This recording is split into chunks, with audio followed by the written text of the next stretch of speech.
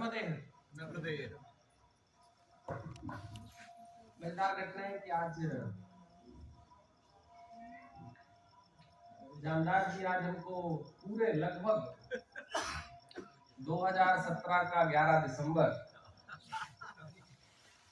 तो 11 दिसंबर को हमारा प्राथमिक परिचय हुआ था। एक तरफ माइक पे ये थे, एक तरफ हम थे। तो आज पूरे 5 साल, और आज क्या तारीख है? आज होगी 23 तारीख। तो मैया ने 5 साल और पूरे 12 दिन का समय ले लिया है। हमारे बीच में चर्चाएं बहुत हुई, परिक्रमा के संबंध में चर्चाएं हुई, लेकिन जो कहते हैं कि दृष्टि का मिलन आज 5 सालों बाद हो रहा है। और यहाँ पर बाकी सब लोग बैठे हुए हैं, कुछ चेहरे जिनसे मैं परिचित हूँ, कुछ चेहरे परिचित नहीं है, लेकिन हो जाते हैं। मैया के क्षेत्र में परिचय बहुत आसानी के साथ बनता है, नर्मदे हर कहीं और परिचय हो जाता है। असल में एक बड़ी घटना है कि मैं जगह जगह जाते हुए एक चीज जरूर लोगों से प्रश्न करता हूँ, जो परिक्रमावासी हैं उनसे भी, जो परिक्रमा क्षेत्र में है उनसे भी, और जो मैया के परिक्रमा क्षेत्र में आने वाले हैं उनसे भी, कि आखिर मैया की परिक्रमा क्यों? मैया दिव्यता का परिचय है, इसमें कोई प्रश्न चिन्ह नहीं है। हमारे जीवन में शायद ही कोई ऐसा व्यक्ति हो, यहाँ बैठे हुए दूर रहने वाले, जिन्होंने मैया की दिव्यता का परिचय स्वयं ले लिया है। अगर मैया से बहुत दूर भी हो तो मैया अपनी दिव्यता का परिचय नाम लेते ही दे देती है, बहुत आसानी के साथ। लेकिन एक बड़ी और महत्वपूर्ण बात है कि मैया का अगर इतना दिव्य अध्याय है, उस अध्याय के पीछे कुछ सनातन दृष्टि भी है। असल में मैया के जो दोनों तट हैं, वो दोनों तट भारत के पूरे सनातन साक्ष्य की परिक्रमा है। शायद ही कोई ऐसा देवता है, शायद ही कोई ऐसे गंधर्व है, शायद ही कोई ऐसा शास्त्र है, शायद ही कोई ऐसा कुलगोत्र है आप लोगों का, जिनका भी पूरे भारत में है, जिनके प्रमुख स्थान मैया के दोनों तटों पर नहीं है। आप शास्त्रों की बात करिए, आप देवताओं की बात करिए, आप कुलगोत्र परंपराओं की बात करिए, भारत का लाखों साल का सनातन इतिहास भी मैया के दोनों तटों पर है। मैया की परिक्रमा, मैया की दिव्यता के साथ साथ ही जो भारत की लाखों सालों की इतिहास की परंपरा से जो भारत का सनातन अध्याय है, उसकी भी परिक्रमा थी, उसकी परिक्रमा है। असल में परिक्रमा तो उसी की है, क्योंकि जो हम लाखों सालों के भारत के सनातन इतिहास को छू लेते हैं, स्पर्श कर लेते हैं, उनका दर्शन भी देख लेते हैं, क्योंकि मैया का ही तट है जिस तट पे अगर किसी शास्त्र ने कहा कि इस संगम के पास इस देव की जगह है, तो आज का दिन आप छोड़ दीजिए। आज थोड़ी निराशा हुई मुझे, मैं बताऊंगा क्यों हुई। लेकिन आज के पहले अगर शास्त्र में, जिन जिन शास्त्रों में मैया की घटना की कोई बात है, और शास्त्रों में अगर लिखा हुआ है जिस संगम के पास निशानी आपको मिलेगी, मुझे मिलते हुए आएगी, एक भी कोई ऐसा तीर्थ नहीं है जो तीर्थ मुझे मिला नहीं आज के दिन को, जो आप छोड़ दीजिए तो। और एक हुआ बर्मान में, ये तो मैं बाद में कहूंगा, क्योंकि पहले सुखद पहलू हम जान लें, क्योंकि सुखद पहलू जान लेंगे तो जो दुखद पहलू है उसको हम परिवर्तित कर देंगे सुख में। घटना यह है कि भारत का जब भी कोई शास्त्र लिखा गया था, जब भी कोई शास्त्र के प्रति कोई आचरण किसी ऋषि के द्वारा हुआ था, जब ऋषियों ने मैया के तटों पर आकर तपस्याएं की थी, तो हर एक ऋषि कुल ने जब भारत को जीवन का दर्शन दिया, तो साथ ही साथ जीवन को दर्शन देने का जो पवित्र तीर्थ क्षेत्र था उसको भी गढ़ा। मंदिर तो बहुत आसान है हम सबके लिए बनाना, आप मैं संत कुल मंदिर बहुत बड़ा, लेकिन तीर्थों का निर्माण तो तब होता है जब परमात्मा स्वयं यहाँ पर पहुंचकर जब वहां क्रिया करता है, तो उससे तीर्थ पैदा होता है। इसलिए भारत में तीर्थों और मंदिरों में भेद रहा है। मैया के दोनों तटों पर तीर्थ है, और अगर आप मैया के दोनों तटों की आप परिक्रमा, मैया की परिक्रमा अगर आप कर लेते हैं, तो भारत का कोई तीर्थ जो आप स्मृति में भी ला सकते हैं, वहां तक पहुंचने की आपको आवश्यकता नहीं, क्योंकि मैया के दोनों तटों पर वो सारे तीर्थ है। वो 52 शक्तिपीठ भी है। 52 वाहिनी में मैं उसका उदाहरण देके आया हूं, वहां लोगों ने काम शुरू कर दिया, सब कुछ है। मैं एक बात कह रहा हूं कि मैया की परिक्रमा, मैया की दिव्यता के साथ साथ भारत के लाखों सालों के सनातन इतिहास का साक्ष्य है जिसे लोग ढूंढ रहे हैं।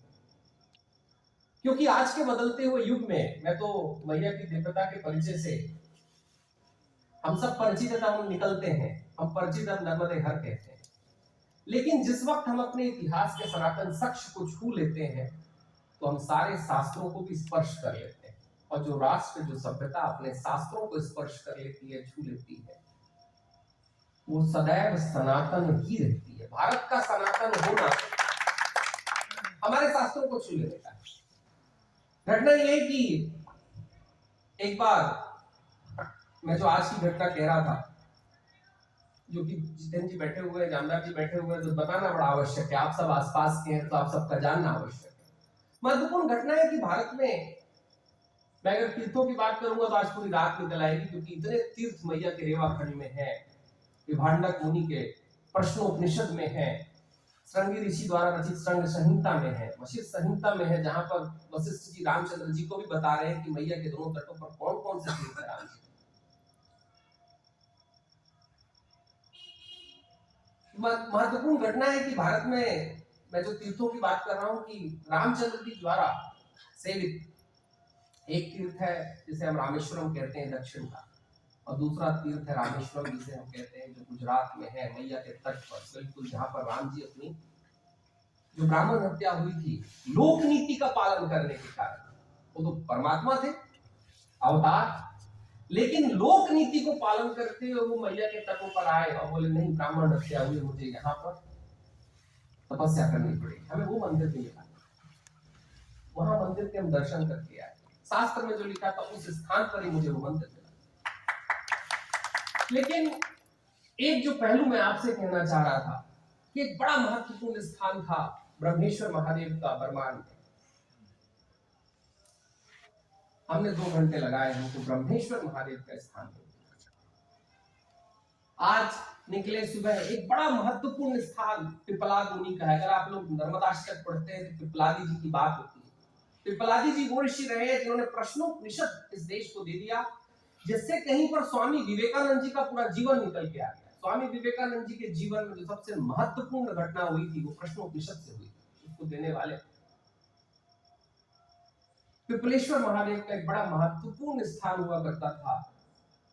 यहाँ से 10-17 किलोमीटर की दूरी पर हम लोग कल रात में वहां पर विश्राम किए और मैं बड़ा उत्सुक था कि पिपलेश्वर महादेव के इस स्थान के दर्शन करेंगे जहां पर आकर उन्होंने तपस्या करके शास्त्रों की पुनर्रचना वापस करनी शुरू की, क्योंकि उनका बड़ा योगदान यजुर्वेद की शाखा में भी रहा है।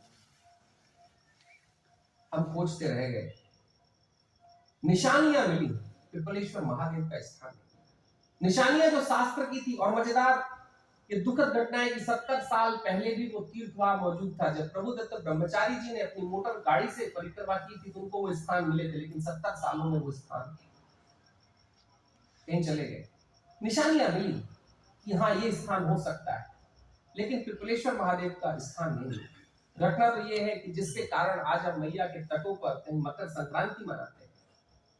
मकर संक्रांति का पूरा उत्सव जो मैया के तटों पर चलता है, इसका बहुत बड़ा कारण हमारा ये तिलवाड़ा घाट था, जहां पर याज्ञवल्क्य जी, जहां पर भारद्वाज जी, जहां पर दुर्वासा जी ये आए थे और उन्होंने तिल दान देकर वहां पर तिलेश्वर महादेव, जिसे आप लोग अपभ्रंश में कर दिए, हमें वो स्थान भी नहीं मिला। जो स्थान आज बताया जा रहा है वो स्थान बहुत नवीन चीज है। मैं जब आज चल रहा था तो जबलपुर आते आते, क्योंकि जबलपुर के साथ कहीं प्रथम ऐसी घटना मेरे जीवन में हुई थी जब मैया ने आशीर्वाद मुझे यहीं से दिया था, ये वो जगह थी। तो मैं सोच रहा था कि आज उन तीर्थों के दर्शन करते हुए आगे बढ़ूंगा जिन तीर्थों की महत्ता के कारण शायद मैया ने कभी मुझे यहाँ 1.5 वर्षों के लिए बुलाया था और 1.5 वर्षों बाद यहाँ से विदा कर दिया था दूसरे जीवन के लिए। मुझे लगा तीर्थ तो, हम तो, एक बड़ी बात है कि पिपलेश्वर महादेव जी नहीं मिले, ब्रह्मेश्वर महादेव जी नहीं मिले, जो तीर्थ यहाँ घटे नहीं मिले, बड़े शहरों के कारण हो सकता है। मैंने एक बात कही कि भाई भारत के तीर्थ क्षेत्रों के ऊपर है, तीर्थ क्षेत्र हुआ करता था। भारत की यही तो विशेषता थी कि भारत में तीर्थ क्षेत्र है, क्योंकि हमारा ही था, जो झगड़ा स्थान का नहीं है। हम तो बोलते हैं क्षेत्र, अपराध है, हमारी भूमि का अपराध है, हम क्षेत्र की बात कर रहे हैं। मुझे लगा कि अगर ये महत्वपूर्ण स्थान और ये महत्वपूर्ण शास्त्र के स्थान जो इस पूरी परिक्रमा में अभी मुझे मिलना नहीं शुरू हुए, नहीं तो रोज ऐसी थी कि मुझे 4-5 तीर्थों का, हम लगातार 4-5 तीर्थ, 6 तीर्थ, कभी कभी 7-7 तीर्थ खोजते हुए पहुंचते थे और हमको मिलते हुए चले जाते थे। मुझे लगा कि अगर ये इतिहास हमारा, ये हमारा इतिहास है, ये हमारा सनातन इतिहास है, अगर ये इतिहास कहीं चला गया तो एक घटना होगी कि जब आने वाले जवान बच्चे पूछेंगे, आने वाला युग पूछेगा विभाटक मुनि कहाँ थे, आपके श्रृंगी ऋषि ने कहाँ तपस्या की थी, आप बताइए, आप बोलते राम जी आए, तो क्या बता पाएंगे? तब हमारा सारा शास्त्र कहीं गॉस्पेल बन जाएगा। और यही भिन्नता है भारत के शास्त्र में, क्योंकि शास्त्र के साथ साक्ष्य है, बाकी चीजों के साथ कुछ गप्पे हैं। मैं हर जगह एक बात कह रहा हूं कि जो लोग आप लोग हैं, जो स्थानीय वासी हैं, जो तीर्थ क्षेत्र के वासी हैं, उनको तो पहला अधिकार मैया ने दे दिया मुक्ति का। भाई जो तीर्थ क्षेत्र का है, शास्त्र कहता है कि प्रथम मुक्ति का अधिकार हो, तो आप लोग तो मुक्ति के अधिकारी, हमको तो यहाँ 6 महीने आना पड़ता है, तब मैया के 6 महीने तक बोलते कि दर्शन होते रहे मैया की पूजा। आप तो कभी भी आ सकते हैं, जबलपुर से 10-12 किलोमीटर है, आए, दर्शन किए, मैया का आचमन किए, चले। मैं एक बात कह रहा हूं कि मैया की जो परिक्रमा थी, जो आज तक ऋषि मुनि देव गंधर्व सब करते रहे, क्योंकि वो भारत के पूरे सनातन साक्ष्य और शास्त्र के साथ जुड़ते रहे। हमारा जुड़ना मैया की परिक्रमा का महत्वपूर्ण है। एक और घटना है कि क्योंकि जब हम सनातन साक्ष्य के साथ जुड़ते हैं तो उसके पूरे दर्शन, जो तथाकथित, जो हम अंग्रेजी में फिलॉसफी कह देते हैं, उसके साथ जुड़ जाते हैं। और जब भारत के दर्शन के साथ जुड़ जाते हैं तो भारत के उस तर्क के साथ भी जुड़ जाते हैं, जिससे कि सनातन का इतना बड़ा वैभव निकला, पूजा पद्धति निकली, हमारे उपनिषद निकले, सब निकले, सारी चीजें, शास्त्र की पूरी परंपरा निकली। हम अपनी परंपराओं से जुड़ जाते हैं। और परंपरा का अर्थ बिल्कुल उस अर्थों में मत लीजिएगा जैसी बहुत सारी बातें होती है। भारत की परंपरा का अर्थ कुछ और था। भारत की परंपरा का अर्थ ये था, एक परंपरा है मैया के घाटों पर हम मैया को साड़ी अर्पित करते हैं, कपड़ा अर्पित करते हैं, ये कहिए, हम कुछ मैया को देते हैं, भोजन अर्पित करते हैं, हम भोजन देते हैं। बीच में कुछ ऐसी घटनाएं मुझे मैया की परिक्रमा में दिखाई दी कि मैया की दिव्यता से ज्यादा बाकी सारे अभियान बहुत कुछ चलाए जा रहे हैं। मैया की दिव्यता के बारे में बातें कम होती हैं और बहुत सारे अभियान, और खासकर बड़े शहरों के आसपास ये अभियान ज्यादा चलते मुझे। और उन अभियानों में फिर मुझे भी शुरुआती दौर पे कहा गया, जो लोग जानते नहीं थे कि हम साड़ियों के साथ क्या करते हैं, भोजन के साथ क्या करते हैं और क्यों ये किया जाता था। मैं ये बात इसलिए आपके सामने ला रहा हूं कि बड़े शहरों में होने वालों को समझना पड़ेगा कि मैया की परिक्रमा अगर परंपराओं को लेने की है तो हमारी परंपराएं थी क्यों। जब हम मैया को साड़ी देते थे तो मैया तो हम ही को सब कुछ दे रही है, उसको क्या दे देंगे। और भारत का इतना तार्किक शास्त्र तो ऐसा हो नहीं सकता कि बिना तर्क के कह दे। मैया को जब साड़ियां दी जाती थी, अर्पित की जाती थी, तो होता ये था कि अर्पित करने वाले फिर कहीं मैया को चढ़ा के कहीं उन परिवारों में दे दिया करते थे, शायद जिनके पास नवीन साड़ी, जिनके पूजा के घर के स्थानों पर शायद नवीन साड़ियां, जिनकी बालिकाओं के विवाह में शायद नवीन साड़ियां न पहुंचती हो, और मैया के अधिकारी बन के वो परंपरा चलती है। हम यहाँ से समाज में अपनी भूमिका लाए, समाज में अपनी भूमिका। मैया जब हमको सब कुछ दे रही है, हम उसके पास मांगने ही तो आए हैं। भगवान जी भी आए तो बोले कि भैया ये पाप लगा, उससे मुक्त कर दे। तो हम सब किसी न किसी रूप में उसके पास कुछ लेने के लिए आ रहे हैं, लेकिन लेने में जब हम देते हैं तो समाज के एक वर्ग को हम कुछ प्रदान कर देते हैं, बिना बोले दे दिया जाता है। भारत की यही परंपरा थी। जब हम मैया को भोजन देते हैं तो मैया तो हम ही को भोजन दे रही है, उसके पानी से तो हम खेत से सब कुछ कर पा रहे हैं। हम उस भोजन को बनाकर जब सब साथ बैठकर भोजन पा लेते थे तो संगत और पंगत चालू हो जाती थी। और संगत, भारत कहता है कि भाई संगत रहो, साथ में रहो। पंगत है यानी कि साथ में बैठो, साथ में उठो, एक दूसरे के प्रति हमारा आचरण कैसा हो, इसके लिए हम संगत और पंगत चलाते हैं। ये मैया की परंपरा थी। हुआ ये कि मैया की दिव्यता के आजकल दिव्यता से ज्यादा बाकी सब चीजों की बहुत चर्चा होती है। मैं सबको एक बात कह रहा हूं कि मैया की दिव्यता से परिचित हो जाए तो लाखों सालों से मैया को संभालने वाले वहां के स्थानीय लोग ही तो रहे हैं, जो दोनों तटों के वासी हैं। आज मैया का जल कहां कहां नहीं जा रहा है, क्यों जा पा रहा है? क्योंकि जो स्थानीय वासी रहे उन्होंने मैया की पवित्रता को वैसा रखा है कि हम आचमन कर पाए। मुझे लगता है कि और हजारों साल है, अगर मैया की दिव्यता बराबर रही, अगर हमने उनकी दिव्यता से परिचित होते रहे, तो मैया का ऐसा ही जल हम जीवन भर आचमन में लेते रहे। हम मैया की दिव्यता से लोगों को भटकाए नहीं, क्योंकि भटकाया जा रहा है, ये मत करो, वो मत करो, ऐसा मत करो, वैसा मत करो, ये मत डालो, वो मत डालो, बिना किसी परिचय के। मुझे भी कुछ फोन आए थे कुछ वैज्ञानिकों के, कुछ वैज्ञानिक थे, उन्होंने फोन करना शुरू किया कि भाई आप फूल मत डालिए। तो फिर मैंने उनसे सवाल किया कि बताइए, जो मछलियां वहां पर रोज पानी के कारण कहीं यहाँ वहां चली जाती हैं, जब उनको फूल मिलता है तो कितने प्यार से खाती है। कभी आप लोग देखिएगा जब मैया को फूल दीजिएगा गेंदा का, कि मछलियां उसका कितना अच्छी तरीके से भोजन पाती है। कुछ घटनाएं हुई हैं कि हाँ,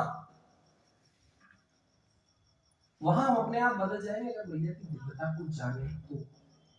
जानना जरूरी है। मैं हर जगह कह रहा हूं कि स्थानीय वासी, मैं तो यहाँ 6 महीने के लिए हूँ, अगर वैसे जाने वाला नहीं है मैया के तीर्थ क्षेत्रों से, कहीं ना कहीं बना रहूंगा, लेकिन अगर आप देखिए कि भाई मैं तो 6 महीने का परिक्रमावासी हूँ, इसलिए लोग कहते थे परिक्रमावासी, और आप तो जीवनवासी हैं, तो आपके ऊपर मैया का अधिकार और दायित्व दोनों ज्यादा है, और आप उस दायित्व को निभा रहे हैं। स्थानीय वासी उस दायित्व को लगातार निभा रहे हैं। इस पूरी परिक्रमा में एक विषय जरूर तीर्थों के बाद और भारत की ये जो परंपराओं के बाद एक महत्वपूर्ण विषय है मैया के परिक्रमा मार्ग का। और मैं उस मार्ग की बात नहीं कर रहा हूं जहां आप चले गए होंगे, मैं उस मार्ग की बात कर रहा हूं कि लोगों के पास चलने का एक कोई डिजिटल माध्यम हो। बदलते हुए युग में हमें मैया के, आज अगर बच्चे, जो मेरे साथ बहुत सारे जवान बच्चे चल रहे हैं, अगर मान लीजिए कल बच्चे मैया की घाटों पर भ्रमण करते हुए तीर्थ में जाना चाहते, तो उनको तो पता होना चाहिए कि तीर्थ कहाँ है और इसका मार्ग कहाँ है। बहुत सारी किताबें लिखी गई हैं, गांवों के नाम आ चुके हैं।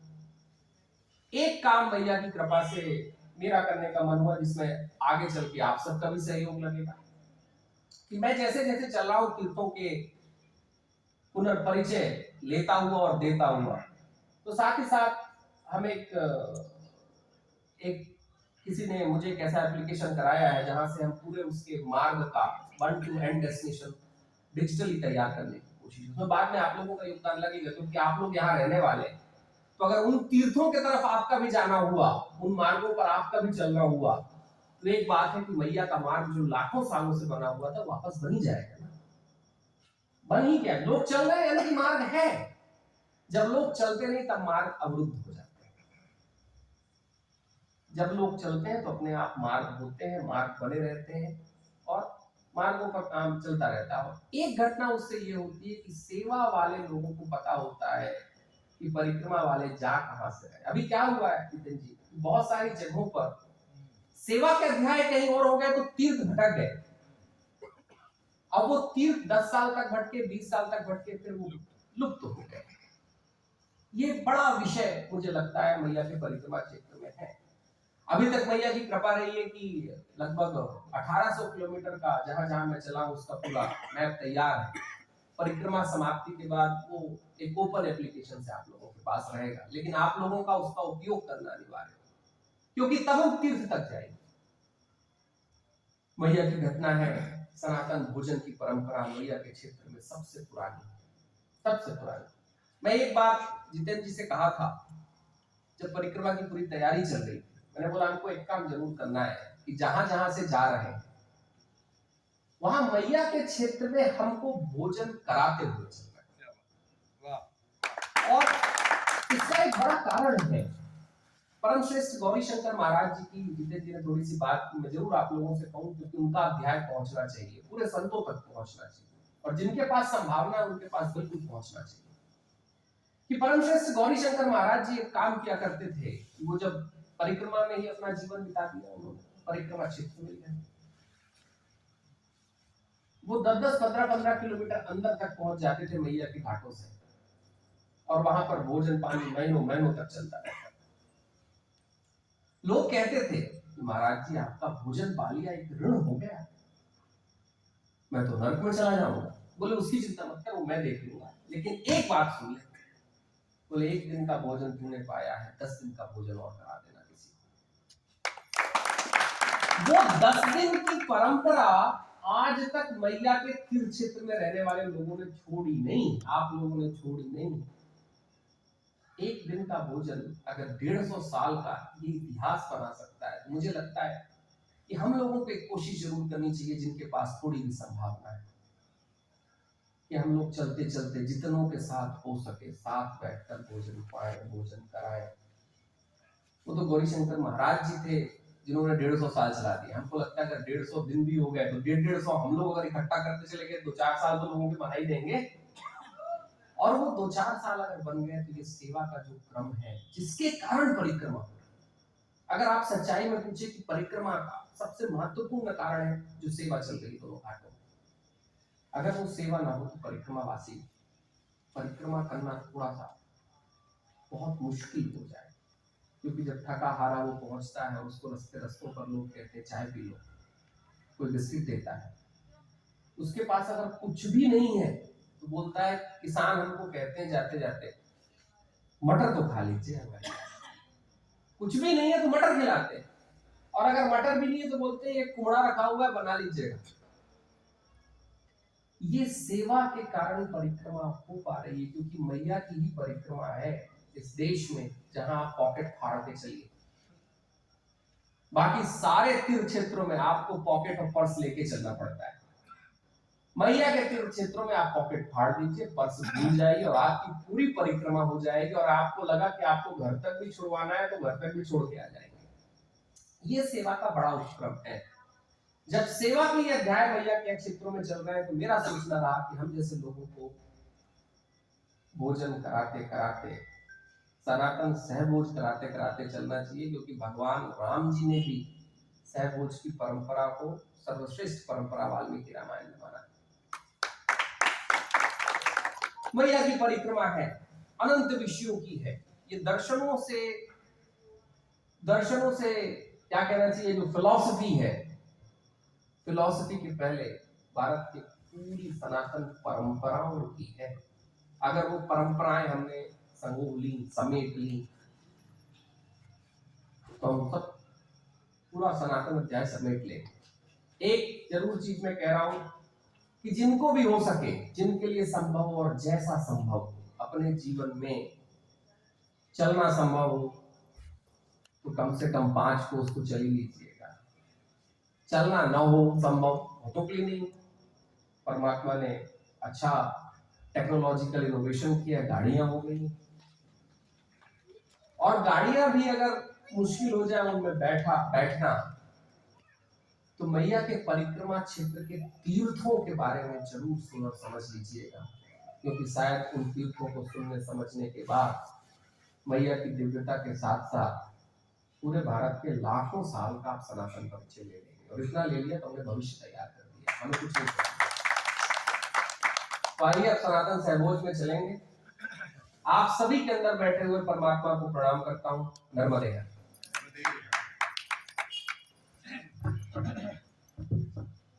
धन्यवाद गुरुदेव, बहुत ही स्पष्टता के साथ हमारे सारे विषयों को समझने का हमको अवसर मिला। आज के इस अवसर पर